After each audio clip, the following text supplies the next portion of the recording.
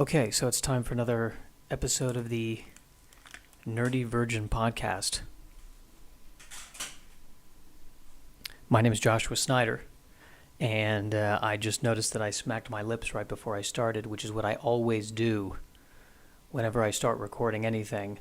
So I notice at the beginning of everything I'm recording right now. It's at the beginning of every single video I post on TikTok. It's at the beginning of this podcast. Should I restart the podcast? I don't think so. I stand by my lip smacking. I don't actually. I hate it. But I don't want to go back and start this over again. I'm also a little concerned because my new computer, that has been quite a delight on many levels, will occasionally just crash for no reason, which might be a challenge while I am recording this podcast. So what I might be doing is, here every so often, maybe just saving the audio. I'm probably not recording this the right way because I'm just recording it directly into Adobe Premiere. And what I probably should be doing is using a sophisticated recording device. And the other thing I could do too, actually, why not just, I can also just record as a backup on my phone, right? Yeah, I'll just record as a backup on my phone. And that way, in case something goes wrong,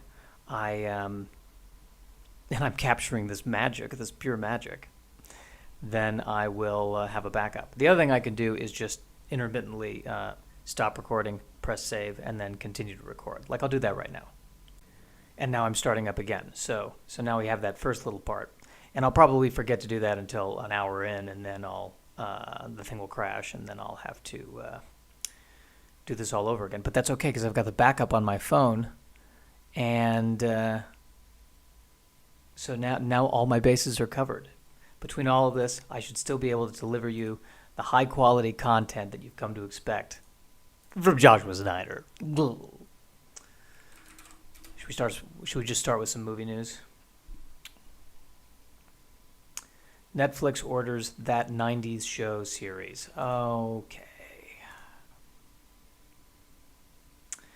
Netflix has ordered That 90s Show, a spin-off from the Fox sitcom That 70s Show.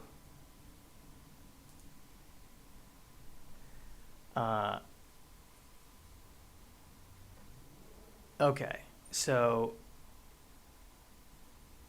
right. Okay, great. So I guess it's dealing with the grandkids now. Yeah, this is bringing up some depressing thoughts because the 90s are now, like I grew up in the 90s. I went to high school in the 90s. There was a point at which the 90s was the present, and now the 90s is the past. And that, my friends, is how time works. Bet you didn't know that. And so I'm feeling, it was 20 years ago. I'm beginning to, it's all feeling old. It creeps me out when I look at the classics section in some of these streaming platforms and I see Bill and Ted's Excellent Adventure. Like in my day, that wasn't a classic. In my day, that was something that had come out recently. And I hate even talking about this because inevitably, whenever I watch any stand-up comic, there's always, well, in my day it was this, but now it's that. Well, it used to be this way, now it's this way. It's just relentless. And I don't want to be like that, but at the same time, I am getting older. So I guess I do need to address it. But you think this feels bad? Wait until they do that aughts show, which I would like to see them do that. The aughts show. What were the aughts? I guess in retrospect, I kind of know what the 90s were. Just each decade feels less defined than the 60s, at least from my perspective. The 60s, okay, bell bottoms, Woodstock, free love, et cetera, et cetera. The 70s, disco, free love / cocaine. '80s, no more love, all cocaine, Wall Street, yuppies. '90s, what was the '90s? I mean, there was an episode of Robot Chicken where they were making fun of the '90s version of G.I. Joe, and I mean, what was the '90s? Like in that episode of Robot Chicken, I think they were just playing hacky sack. I think that was the '90s. It was Nirvana and hacky sack, right? And the baggy pants. That's all I. Because I remember in my high school in the '90s, especially when '99 and or 1999, the year junior senior year, it was all about nostalgia. So every week we would do a '60s week and then a '70s week and then an '80s week, and it was because it was the end of the 20th century. So it was sort of like the '90s felt like a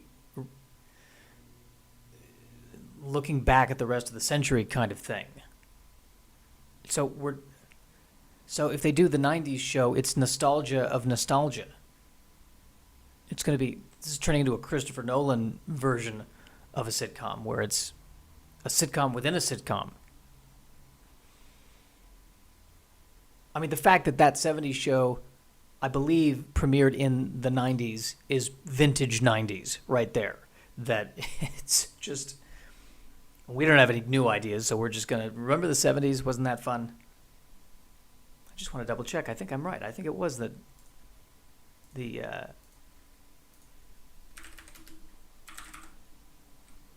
that '70s show. I'm looking that up right now because it was the '90s, wasn't it? 1998 sitcom. See, that's quintessentially.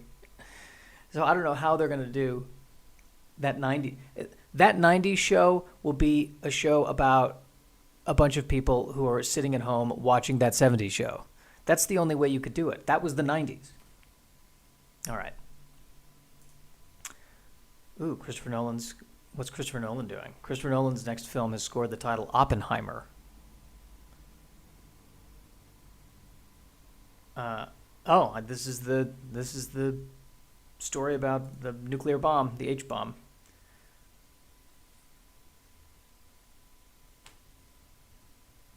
The father for his role in many in the Manhattan Project. The epic thriller was also penned by Nolan, who will produce. How is it? It'll be interesting to see how it's a thriller.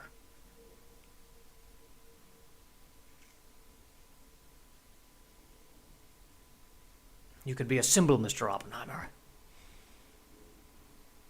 Is there a scene where Oppenheimer is trained by the League of Shadows in math? Okay, all right, that was cheap. I don't feel good about that at all.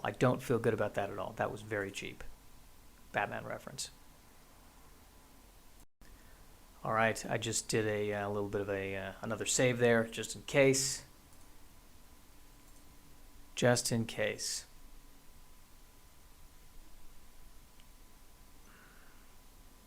Oppenheimer. With Cillian Murphy as the lead. I always like Christopher Nolan films. I liked Tenet. I got to be honest with you. I had trouble following Tenet. I feel very ashamed to admit that. I don't blame Tenet. I blame myself. I mean, I got the general idea. There was, just a lot of going forward in time and backward in time.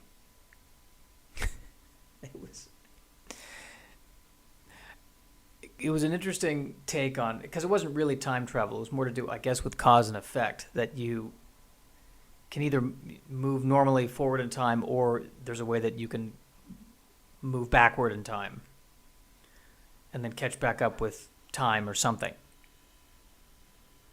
But one of the ideas behind it, I think, was that if you go back, you then have to wait until time catches up again. So there were scenes where they're just waiting for they're basically waiting. I never thought I would see a time travel movie that involved, someone flipping through a magazine going, 8 more hours, then we should be fine. Never thought there'd be a time travel movie in which part of traveling through time was having a nap on a cargo plane, or on a cargo ship, I should say. Never thought I would see that. It's so much more quiet and so much less exciting and adventurous than Back to the Future. We got to get the lightning bolt to hit the car in Back to the Future, so we can go back. The lightning bolt's got to hit the car to go back in time. Whereas in this, it's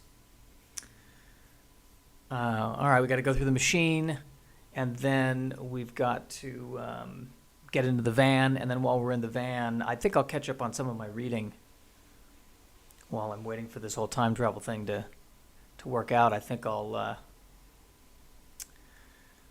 Can I read backwards if I go back in time, or if time is different? Will I come out already having read the book?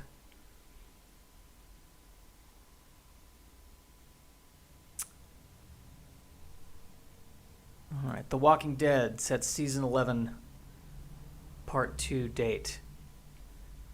I have never watched this show. I know nothing about this show. I know that it was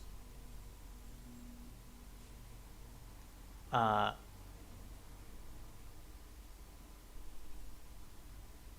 know that it is very popular, and then people were complaining about it.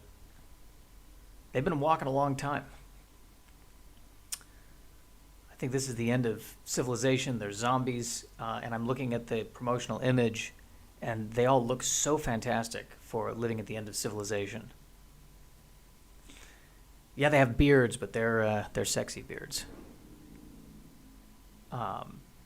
So I guess they're figuring out a way to cope with it.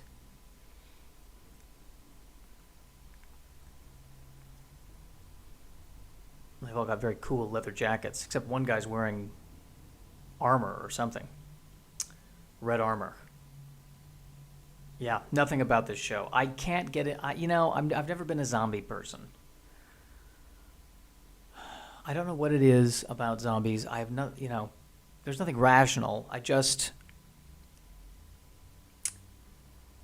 there I'm smacking my lips again. I don't find it. Don't let them touch you. I mean, I guess technically Star Trek First Contact was kind of a zombie movie. Don't let the Borg touch you, or you'll become one of them.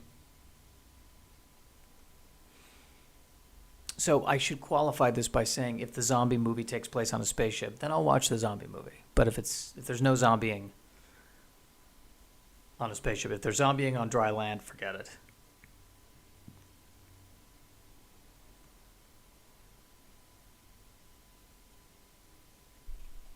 Or a naval ship. It's got to be a spaceship. It's got to be a spaceship, or I'm not into zombies.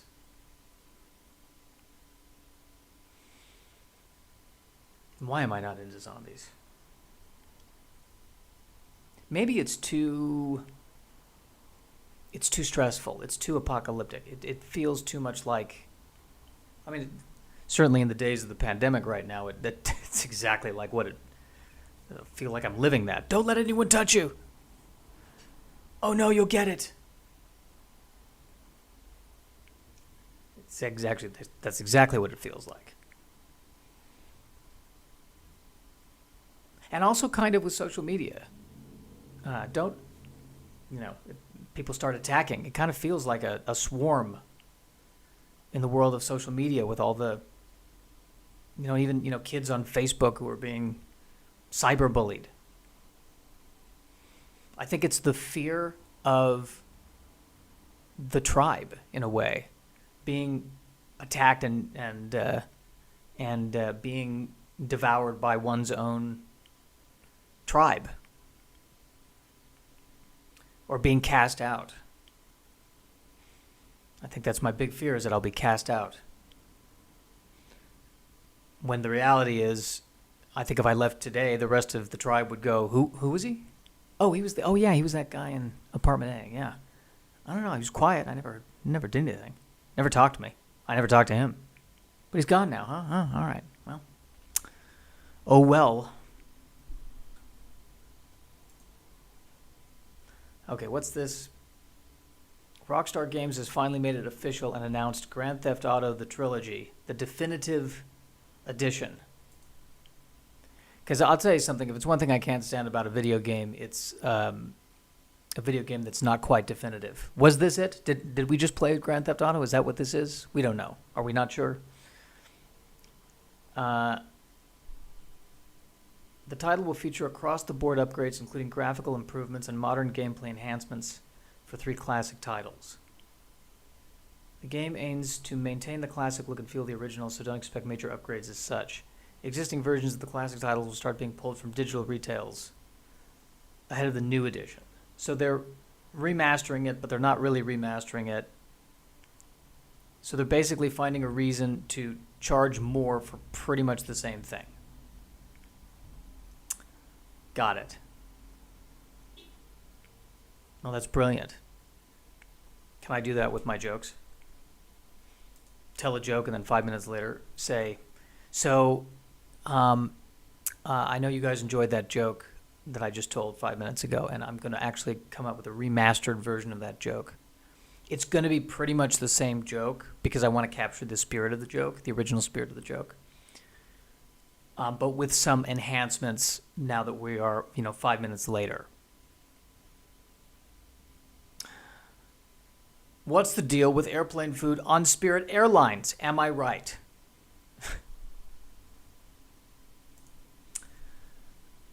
Foundation. With just 3 episodes air, Apple TV has officially renewed Skydance big budget sci-fi series Foundation for a 2nd season.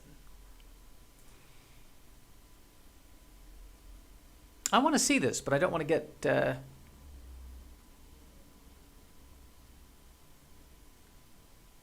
I don't want to get Apple Plus. So do I just buy it on Apple? Ooh. David S. Goyer says the 2nd season will see characters like Hobart Mallow, General Bell Rios, and worlds like the Outer Suns realized on screen. He wants 8 seasons to adapt the property fully.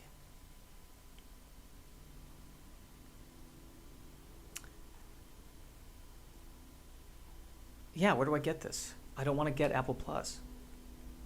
But if I buy it... See, this is the problem. If I just buy it on Apple, well, I guess I could Google it.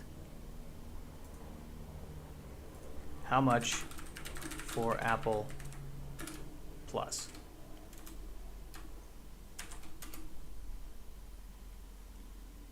$4.99 per month. How much to buy Foundation on Apple Store?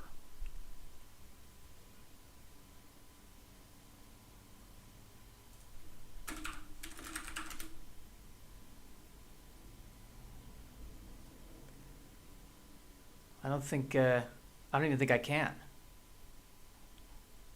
Am I paying $4.99 a month for Apple Plus? Is this going to happen? Is this really happening? Is this really happening?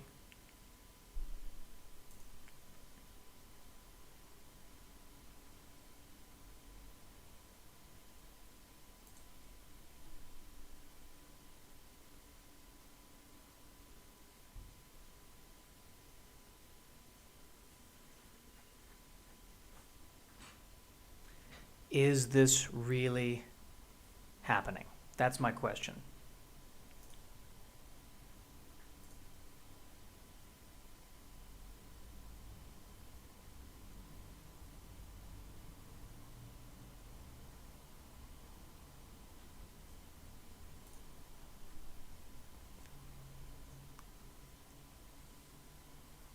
You know what I just did? I'm checking my work email, and I'm supposed to be taking the day off today.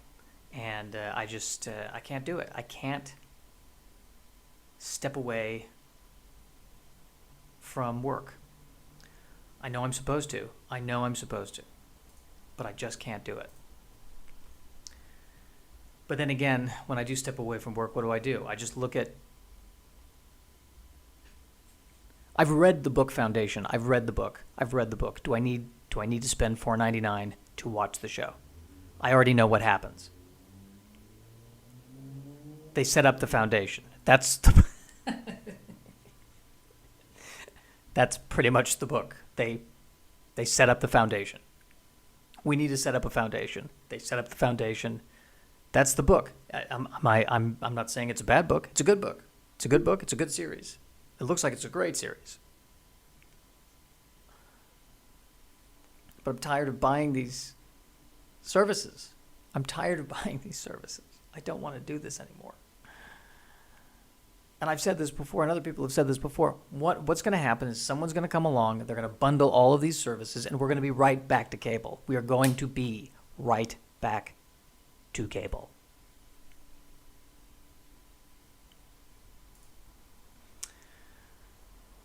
PlayStation execs talk expanding fan base.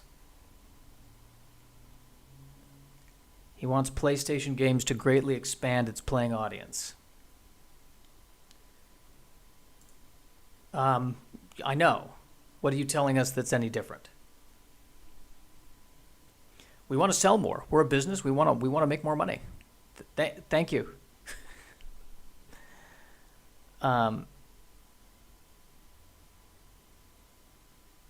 Let's see a world that the games we make at PlayStation could be enjoyed by many tens of millions of people, perhaps hundreds of millions of people, perhaps billions, trillions.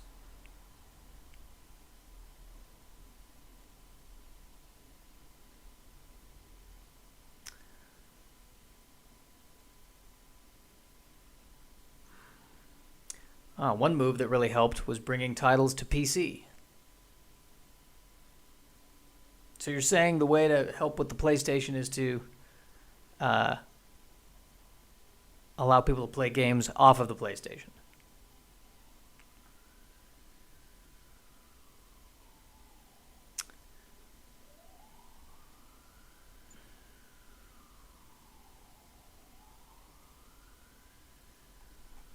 So the console, actually, what's weird, the console is like releasing the movie in the theater, and then the PC is, like home video. I'll wait for it to come out on PC.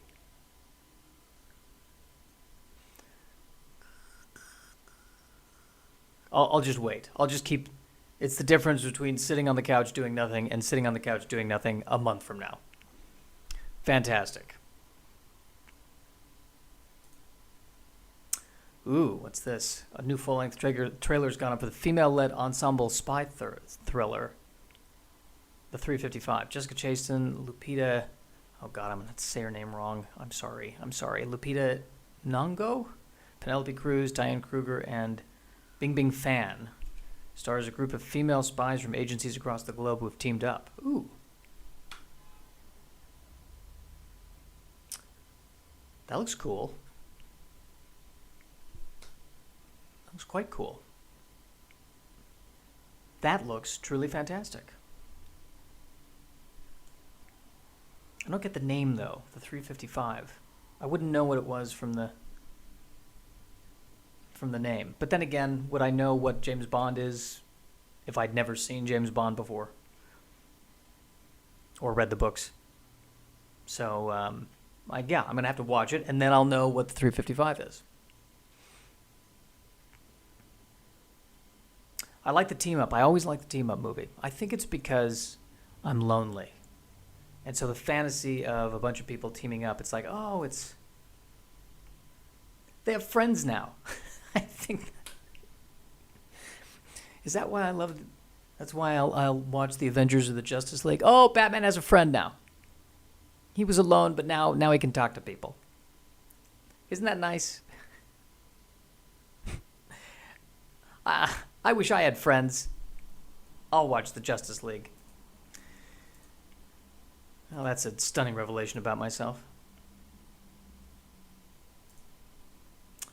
Claire Foy to play Facebook's Sandberg.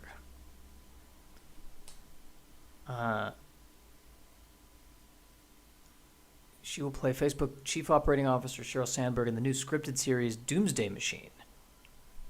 The show is an adaptation of Sheila Frankel and Cecilia Kang's best-selling book, An Ugly Truth Inside Facebook's Battle for Domination, and explores the relationship between Mark Zuckerberg and Sandberg and the obstacles Facebook has faced in its relentless quest for growth. Wow. So it's like basically is like The Crown, but in the world of Facebook. What must that be like to know that there's a show about you? And whether or not these people watch the show. A dramatized show about you.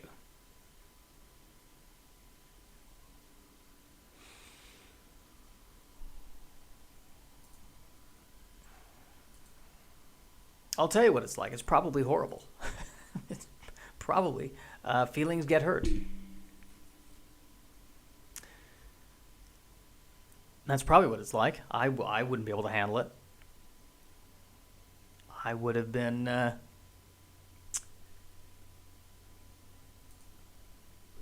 have a very thin skin. I would not be able to handle it at all. Do you think this show will be available to watch on Facebook? They do have a lot of content.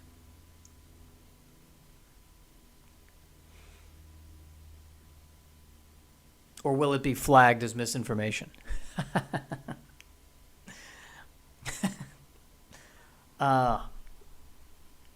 Interesting.